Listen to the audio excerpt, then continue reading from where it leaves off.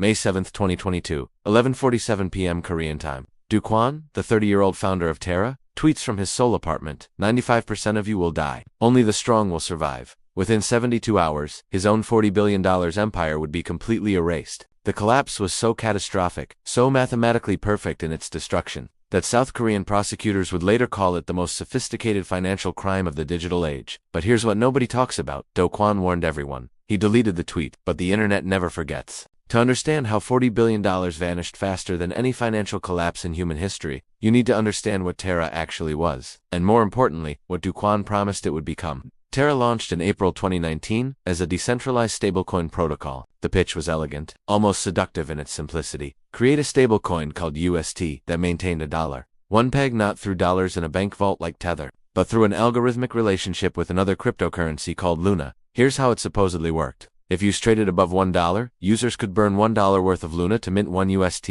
pocketing the difference. If UST fell below $1, users could burn 1 UST to mint $1 worth of Luna, again profiting from arbitrage.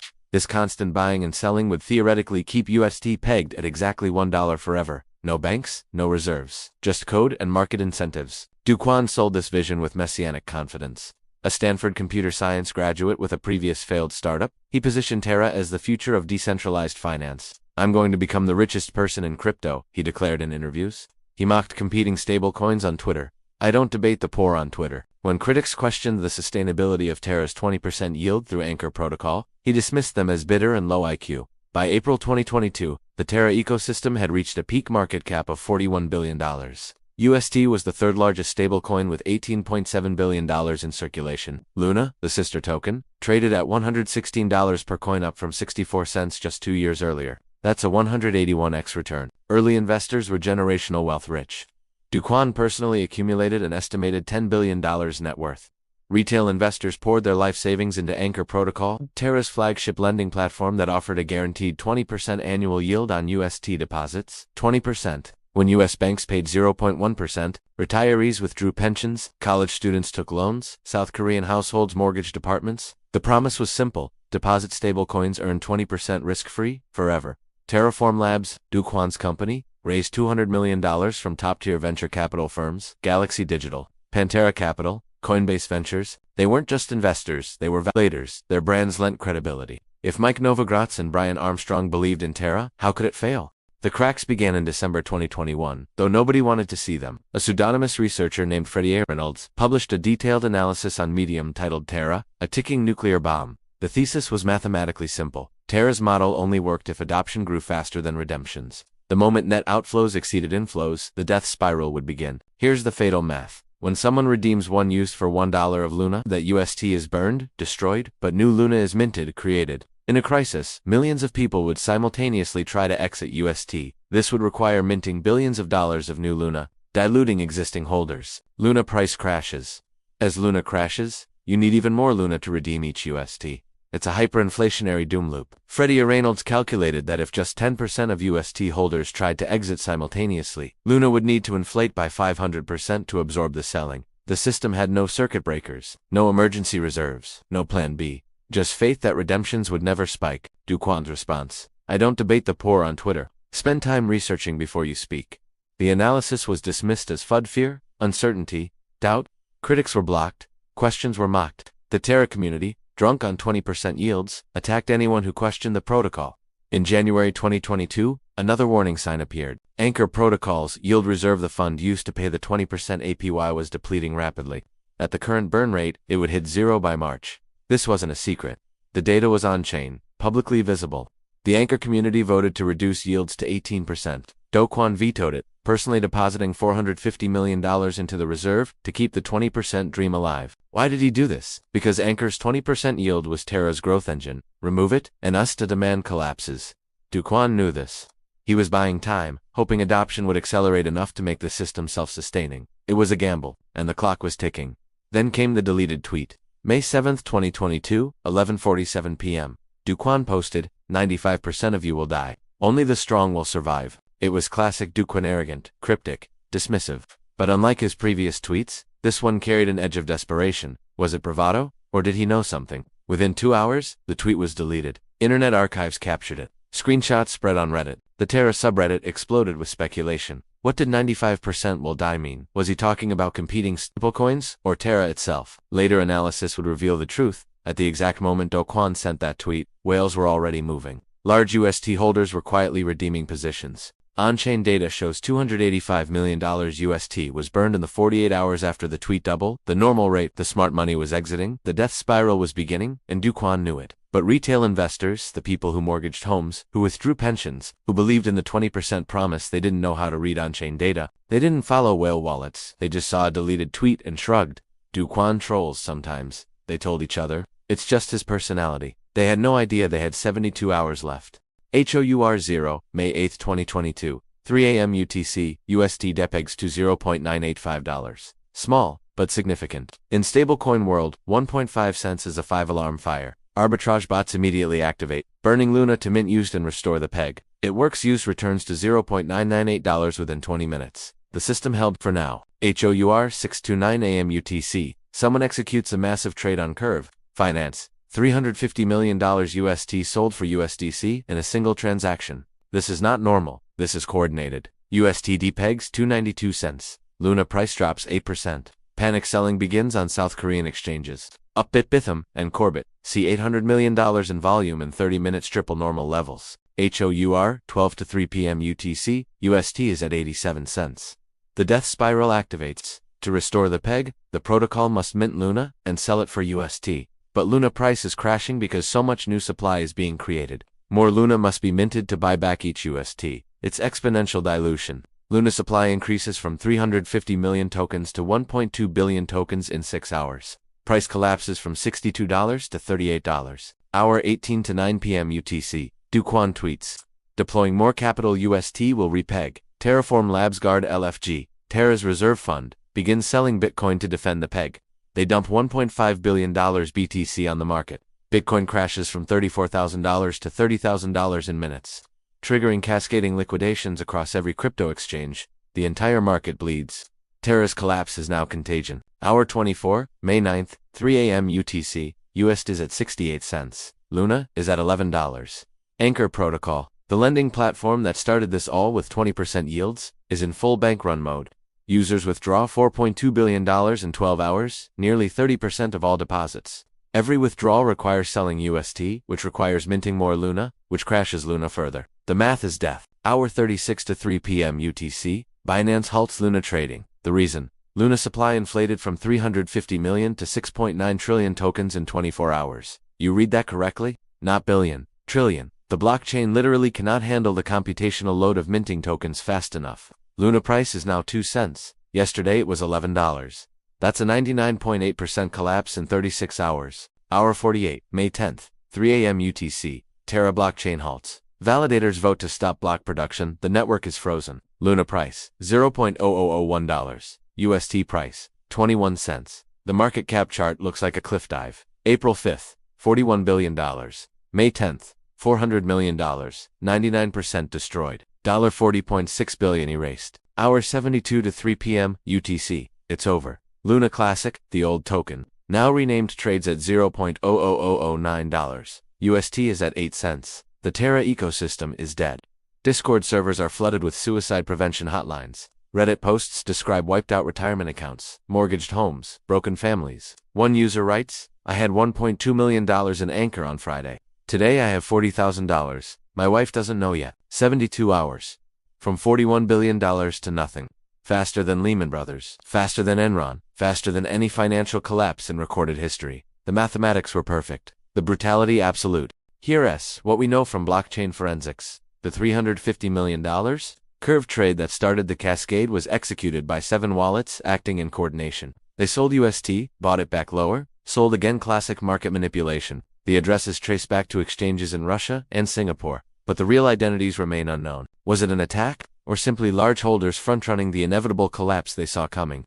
Prosecutors leaned toward attack. The timing was too precise, the coordination too clean. Someone bet billions that Terra would fail and won, but here's the truth that nobody wants to admit. Even without an attack, Terra was doomed. The math never worked. You cannot create value out of code alone. The 20% yield had to come from somewhere. It came from new deposits. That's a Ponzi structure. When growth slowed, when deposits stopped exceeding withdrawals, the system imploded. Kwon knew this. The deleted tweet proves it. 95% will die wasn't about competitors, it was about his own users. He knew only 5% would escape before the death spiral. He knew the math was broken, and he tweeted it, then deleted it, hoping nobody would notice. But the internet never forgets.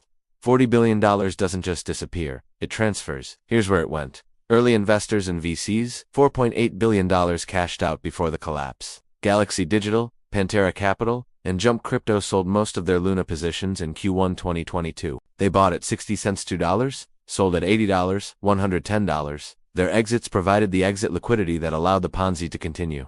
Kwon and insiders estimated $2.7 billion personally withdrawn.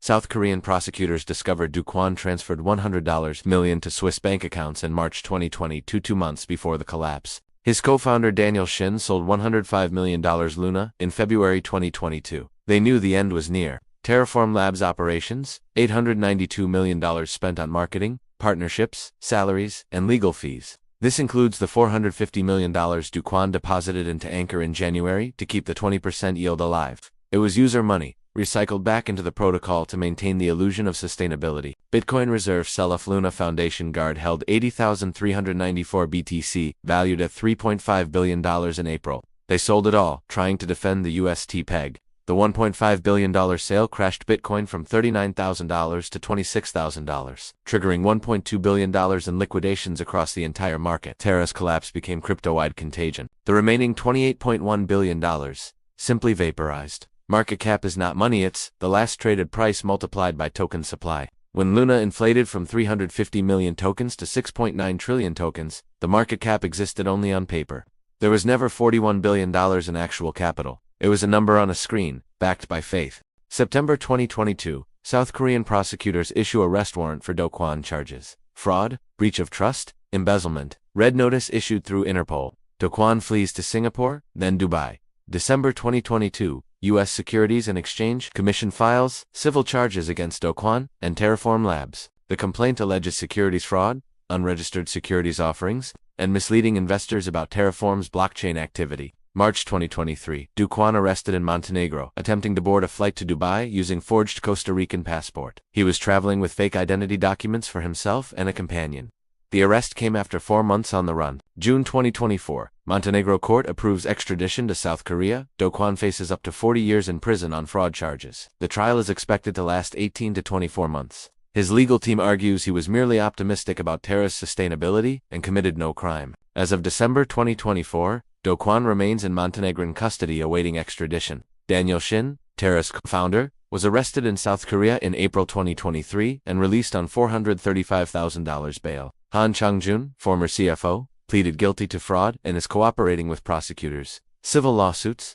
Over 9,000 individual plaintiffs have filed claims against Terraform Labs seeking $57 billion in damages. The company filed for bankruptcy in January 2024. Estimated recovery for victims, 5 to 8 cents on the dollar. In one particularly devastating case, a 58-year-old South Korean teacher invested his entire $150 million $112,000 retirement fund into Anchor Protocol 3 weeks before the collapse. He lost 98% of it. I trusted Kwon, he told reporters. He promised 20% returns. He said it was safe. I believed him. Looking back, every warning sign was visible. Terra's collapse was unto Black Swan. It was an inevitable outcome that thousands refused to see, because they were too blinded by 20% yields. Red flag number 1, unsustainable yields. 20% annual returns on a stablecoin? Where does that money come from? In traditional finance, if something offers 20% guaranteed returns, it's either insanely risky or it's fraud. Anchor's yield came from new deposits textbook Ponzi structure. The moment deposits slowed, the model broke.